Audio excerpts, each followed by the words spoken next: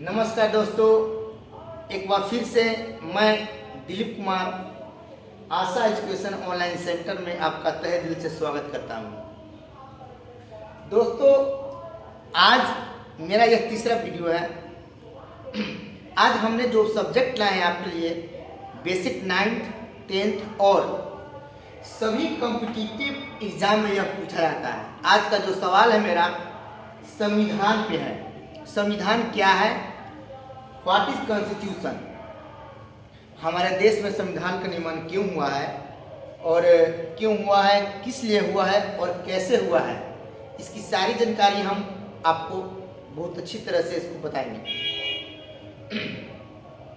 संविधान, आप लोगों ने सुना होगा कि संविधान में धारा है जिसको अनुच्छेद भी बोलते हैं, अनुच्छेद।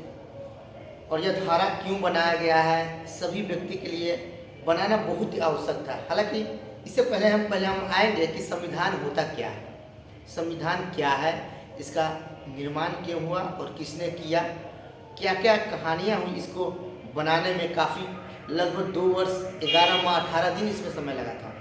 तो आइए हम चलते हैं, एक एक वर्ड की ओर बढ़ते हैं। तो यहाँ पे देखिएगा, संविधान, संविधान का जो इंग्लिश नाम होता है वह होता है कॉन्स्टिट्यूशन। क्या होता है? कॉन्स्टिट्यूशन। यहाँ पे लिखा होगा कॉन्स्टिट्यूशन। तो सबसे पहले हम यह जानेंगे कि संविधान है क्या। संविधान एक प्रकार की कानून व्यवस्था है, एक कानून है जिसमें सभी व्यक्ति को जीने का समान अधिकार है, जिसमें यह वर्णन किया गया है कि प्रत्येक समाज के व्यक्ति को समानता का अधिकार है जीने के लिए। वह सुरक्षित तरह से समाज में जी सके, हर प्रकार से वह सुरक्षित रह सके, चाहे वह आर्थिक दृष्टि से हो, राजनीतिक दृष्टि से हो या सामाजिक दृष्टि से हो। अर्थात हम यह कह सकते हैं कि एक प्रकार का यह कानून बनाया गया है और कानून बनाने में बहुत समय लगे हैं। तो एक एक पॉइंट हम यहाँ पे समझिए, देखिए क्या होता है। तो संविधान, तो इसका मतलब समझ गए संविधान है क्या। कि संविधान, अगर क्वेश्चन में आ जाएगा कि संविधान क्या है, तो संविधान हमारा एक कानून व्यवस्था है जिसमें प्रत्येक नागरिक को जीने का समान अधिकार दिया गया है।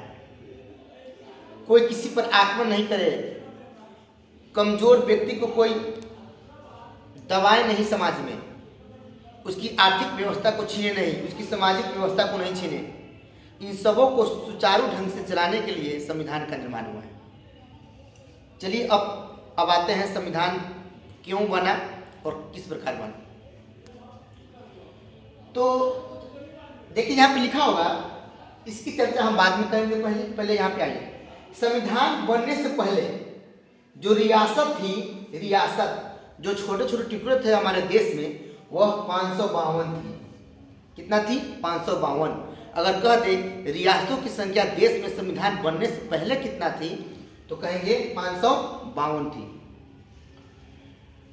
अखंड भारत का निर्माण करने के लिए इस 552 राज्यों को, इस टुकड़े टुकड़े में जो बटा हुआ था उसको एक करना बहुत मुश्किल का काम था। यह एक होना भी चाहिए था, तब अखंड भारत का निर्माण होता। तो सबसे बड़ी समस्या आ गई कि भाई अखंड भारत का निर्माण कैसे किया जाए, एक कैसे किया जाए।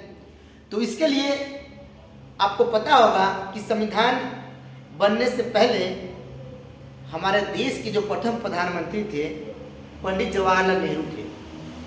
उन्होंने यह आदेश दिया, 3 व्यक्ति को यह दायित्व दिया कि भाई जितने भी अखंड भारत में टुकड़े में बटे हुए जितने भी 552 राष्ट्र हैं, उनको पहले एक कीजिए।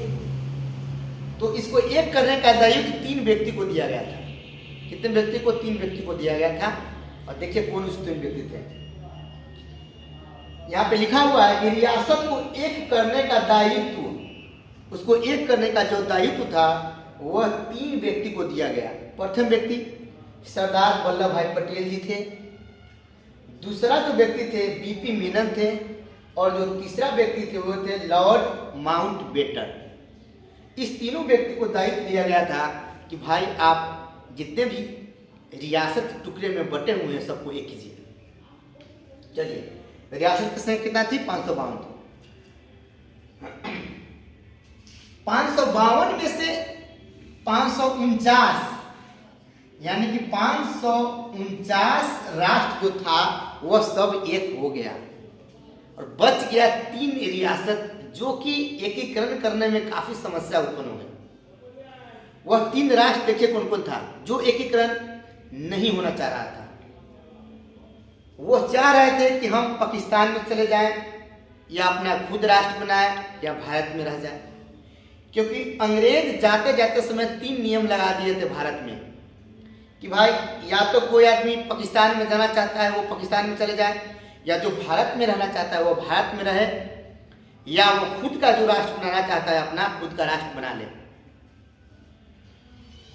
तो ये 3 ऐसे राष्ट्र थे जो एकीकरण में नहीं होना चाह रहे थे। देखिए कौन कौन थे। पहला हैदराबाद, दूसरा का यहाँ पे लिखा होगा जूनागढ़ जो कि गुजरात में पड़ता है, और तीसरा का जम्मू कश्मीर। ये तीनों राष्ट्र ऐसे थे जो एकीकरण में नहीं मिल रहे थे। हैदराबाद और जूनागढ़ या पाकिस्तान में जाना चाहते थे और जम्मू कश्मीर जो थे वो अपना खुद का राष्ट्र बनाना चाह रहे थे। अब किसी भी तरह यह तीनों व्यक्ति सरदार वल्लभ भाई पटेल, बीपी मीनन और लॉर्ड माउंटबेटन तीनों ने मिलकर जर्मन संग्रह और सैनिक प्रयोग के बल पे हैदराबाद और जूनागढ़ को किसी भी तरह भारत में मिला लिया गया। अर्थात अब यहाँ पे 549 में 2 राष्ट्र और मिल गया तो टोटल हो गया 551। कितना हो गया? 551। अब जो सिंगल राष्ट्र पर बच गया जो रियासत में नहीं मिलना चाह रहा तो वो था जम्मू कश्मीर। जम्मू कश्मीर के उस समय जो राजा थे वो थे हरि सिंह। उनका स्टेटमेंट था कि नहीं, हम अपना एक स्वतंत्र राष्ट्र बनाएंगे, हमारा खुद का राष्ट्र होगा। वो किसी भी कीमत में नहीं मिला। प्रधानमंत्री जवाहरलाल नेहरू ने कहा ठीक है आप अपना एक अलग राष्ट्र बनाइए, तो जम्मू कश्मीर को स्वतंत्र छोड़ दिया गया उस समय। हालांकि आपको पता होगा कि जम्मू कश्मीर जो है यह पाकिस्तान के सटा हुआ राज्य है, सटा हुआ एक रियासत है। तो पाकिस्तान ने सोचा इसका फायदा उठाया जाए और इस जम्मू कश्मीर पर पाकिस्तान ने आक्रमण कर दिया। जैसे ही आक्रमण हुआ कश्मीर पर तो यहाँ के जो राजा थे हरि सिंह वह अपने बचाव के लिए फिर से पंडित जवाहरलाल नेहरू के पास आए। जैसे ही वो पंडित जवाहरलाल नेहरू के पास आए तथा वो कहें कि सरकार इस समय हमको पाकिस्तान से बचा लीजिए, आप जो कहिएगा हम वही करेंगे। जम्मू कश्मीर तत्काल उसके बाद सरदार वल्लभ भाई पटेल के द्वारा जम्मू कश्मीर को बचाएगा, पाकिस्तान के आक्रमणकारियों से बचाया गया। और उसके बचाने के बाद जम्मू कश्मीर भारत में मिल गया तथा वहाँ एक राष्ट्र उस समय भी अलग ही हुआ। वहाँ के राजा हरि सिंह कहलाए तथा वहाँ धारा 370 लगा दिया गया ताकि इस पर फिर कभी कोई राष्ट्र हमला नहीं करे। लेकिन अब धारा 370 पूरी तरह से हट चुका है। अब जम्मू कश्मीर हमारा एक केंद्र शासित प्रदेश बन गया है। अब वहाँ पे आप जम्मू कश्मीर में आप जा सकते हैं, किसी तरह कोई प्रतिबंध नहीं है। आप वहाँ पे ज़मीन भी ले सकते हैं, वहाँ पे ज़मीन खरीद भी सकते थे, लेकिन पहले की यह व्यवस्था उसमें नहीं थी। अब पूरी तरह से यह स्वतंत्र हो चुका है, अब सब सामान्य हो चुका है। जम्मू कश्मीर मेरा एक केंद्र शासित प्रदेश बन चुका है। ठीक है, अब यहाँ पे आइए। तो इस पूरे कहानी के दौर में इस सब को मतलब इस सब एकीकरण में संविधान बनने में कितना समय लग गया, अब यहाँ से क्वेश्चन आता है। तो हम देखेंगे हमारे संविधान बनने में देखिए कितना लगा। संविधान बनने में जो टाइम लगा आप नोट कर लीजिए, 2 वर्ष 11 महीना और 18 दिन। 2 वर्ष 11 महीना और 18 दिन संविधान बनने में लग गया। अब यहाँ से जो संविधान से रिलेटेड क्वेश्चन आते हैं वो यहीं से पूछा जाएगा। आप देख लीजिए एक बार क्या आता है। पूछ देगा संविधान में कुल कितने अनुच्छेद कोई धारा बोलते हैं तो 395 अनुच्छेद। भारतीय संविधान में कुल अनुसूची कितनी है, कहेंगे 12 अनुसूची है। भारतीय संविधान में कुल भाग कितना है, तब 22 भाग है। इस 22 भाग में 395 अनुच्छेद की चर्चा है। एक क्वेश्चन और आता है कि हमारा भारत देश क्या है। तो हम कहेंगे हमारा भारत जो देश है वह राज्यों का संघ है, राज्यों का संघ है, स्टेट ऑफ यूनियन है। राज्यों का संघ का मतलब होता है सभी राज्यों को मिलकर एक अखंड भारत का निर्माण हुआ है भारत में। चलिए यहाँ से तो सब आप जान ही चुके हैं।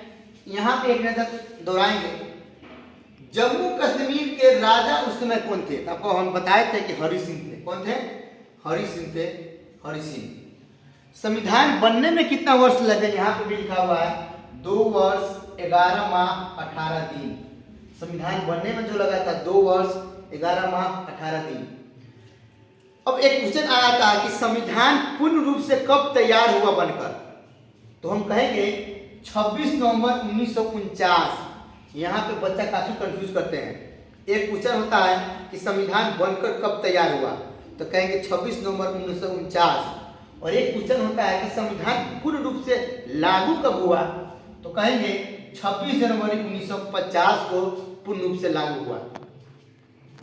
इसी 26 जनवरी 1950 को पूर्ण रूप से लागू के उपलक्ष्य पर हम लोग मनाते हैं 26 जनवरी को गणतंत्र दिवस। यहाँ पे लिखा होगा कि 26 जनवरी को गणतंत्र दिवस के रूप में मनाया जाता है, और 15 अगस्त को जो हम लोग मनाते हैं वह स्वतंत्रता दिवस है, जिस समय हमारा देश आजाद हुआ था। 15 अगस्त को स्वतंत्रता दिवस और 26 जनवरी को गणतंत्र दिवस। इस दोनों ही दिन झंडा फहराया जाता है लाल किला पे। यहाँ पे समझ लीजिए 15 अगस्त को जो झंडा फहराया जाता है लाल अगस्त पे, वो हमारे प्रधानमंत्री फहराते हैं, और जो 26 जनवरी को झंडा फहराया जाता है लाल किले दिल्ली में, वो राष्ट्रपति के द्वारा फहराया जाते हैं। चलिए 26 जनवरी को राष्ट्रपति और 15 अगस्त को प्रधानमंत्री, ये दोनों झंडा फहराते हैं दिल्ली के लाल किले पे। अब आइए, अब यहाँ से हम लोग एक बात और जानेंगे कि अगर अब हम कह दें कि भारत में कितने स्टेट हैं और कितने केंद्र शासित प्रदेश हैं, तो अब हमारे देश में कुल 28 राज्य है और 8 केंद्र शासित प्रदेश है। एक बार और बोलेंगे, 28 राज्य और 8 केंद्र शासित प्रदेश। यह जितना भी क्वेश्चन आपको दिखा है, इसको आप लोग क्या कीजिए, एक एक क्वेश्चन को नोट कर लीजिए और इसको लिख लीजिए, और इस पर कौन कौन से राज्य है और किस राज्य के मुख्यमंत्री कौन है और कौन से केंद्र शासित प्रदेश है, यह हम नेक्स्ट वीडियो में आप लोग को अपलोड कर देंगे। वीडियो आपको कैसा लगा आप नीचे कमेंट बॉक्स में अपना कमेंट करना नहीं भूले। धन्यवाद।